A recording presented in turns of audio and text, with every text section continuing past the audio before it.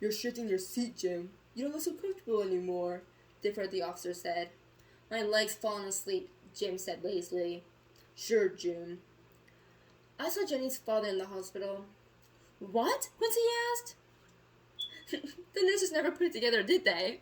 I went to the hospital. I wanted to see if her father was really there, if he was really dying.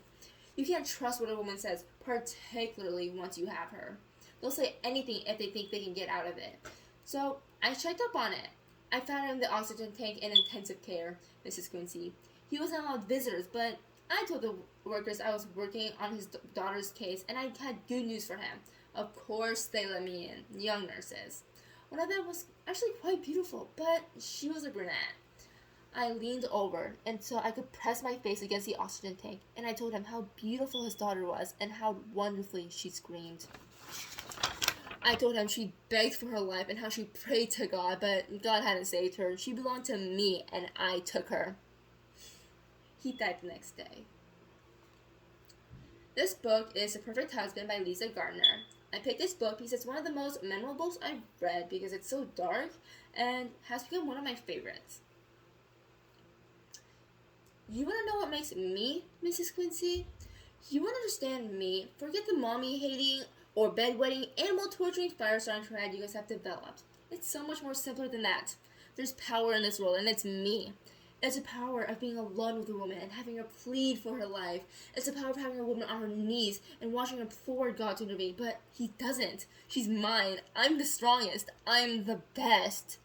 I used to not understand the Nazi officers and what they did during the Holocaust. I respected their discipline, but I didn't really understand them.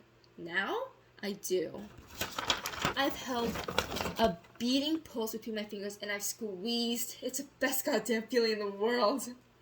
You're sick, Becca. You're fucking sick. Get over it, Difford. It's guys like me who keep you employed. You were just a backwater, no-name county lieutenant until I came along. I was the best thing that ever happened to your career. You should like me. Jim!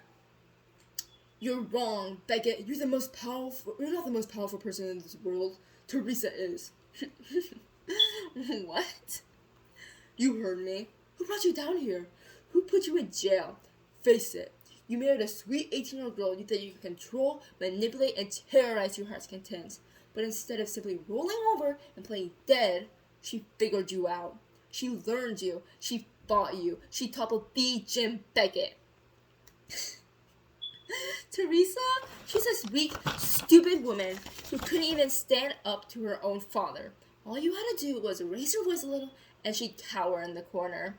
She kept the log on you. All the times you said you were on duty when you weren't. All the times you came home with unexplainable scratches and bruises. She was a jealous wife. She tracked the mileage of your odometer. She kept the whole little book of evidence against you, running it secretly every night until she finally had enough to call the police, and you never suspected a thing. Teresa's not that smart. She turned you in, Jim. You terrorized her, you traumatized her, you burned everything she owned and told her day in and day out that she was worthless, and she still stood against you. I made her pay. Every time she takes a step, now she thinks of me. And every time you hear the cell door slam shut, you can think of her. One last question, Jim. Do you know what I dream of, Difford? Do you know what I think about every night? I dream of the day I see my wife again. I picture sliding my hands around her neck and feeling her hands flail against my chest. I envision choking her to the edge of unconsciousness, and then while she's lying there, staring at me helplessly, I pick up a dull, swift army knife, hack off her fingers one by one, then her ears, and then her nose, and then I cut out her beating heart. I'll do it someday, Difford, and when I do, I'll send it to you.